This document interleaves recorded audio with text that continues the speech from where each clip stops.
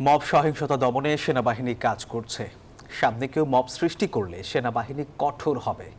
সম্প্রতি টাঙ্গাইলে বঙ্গবীর কাদের সিদ্দিকীর বাসায় হামলা প্রসঙ্গে সাংবাদিকদের প্রশ্নের জবাবে এমন কথা জানায় সেনা সদর।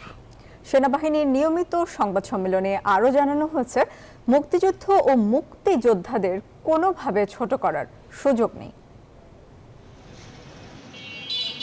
সম্প্রতি টাঙ্গাইলে বঙ্গবীর মুক্তিযোদ্ধা কাদের সিদ্দিকীর বাসায় হামলা হয়। অভিযোগ মব সৃষ্টি করে তাকে হেনস্থার। এছাড়া রাজবাড়ীতে কবর থেকে লাশ উত্তোলনের ঘটনায় সেনাবাহিনীর দেরিতে পৌঁছানো নিয়ে উঠেছে অভিযোগ।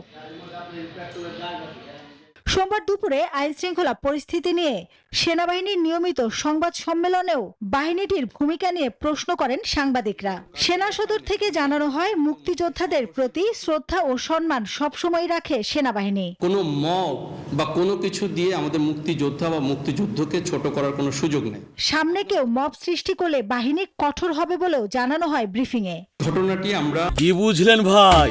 অনলি যেটাই চাই। অনেক পরে জানতে পেরেছি, বাট আমরা যখনই জানতে পেরেছি সাথে সাথে সেখানে আমাদের সেনাবাহিনী মোতায়েন করা হয়েছে। যেতে যেতে হয়তো আইন শৃঙ্খলা অবনতি হয়। এছাড়া সেনাবাহিনী নিয়ে সামাজিক যোগাযোগ মাধ্যমে মিথ্যাচার, গুজব, আওয়ামী লীগের ঝটিকা মিছিল, আইন শৃঙ্খলা পরিস্থিতির অবনতি সহ নানা প্রশ্নের জবাব দেয় সেনা সদর। সোশ্যাল মিডিয়াতে অনেক কিছু বলছে, মিস ইনফরমেশন, ডিসইনফরমেশন, মিথ্যাচার, প্রোপাগান্ডা করছে। এটা নিতান্তই কোনো স্বার্থান্বেষী মহলের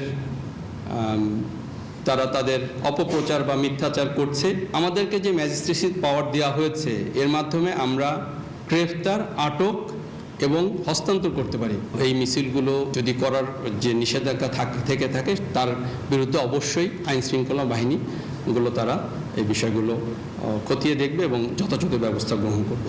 সম্প্রতি বিশৃঙ্খল পরিস্থিতি নিয়ন্ত্রণে বেশ কয়েকজন সেনা সদস্য আহত হয়েছেন বলেও জানানো হয় সংবাদ সম্মেলনে। জাতীয় নির্বাচনে অংশ নেয়ার বিষয়ে আনুষ্ঠানিক কোনো দিক নির্দেশনা আসেনি নির্বাচন কমিশন থেকে বলেও জানায় সেনা সদর। ইলেকশন কমিশন থেকে আমরা কোনো ফর্মাল কোনো নির্দেশনা পাইনি।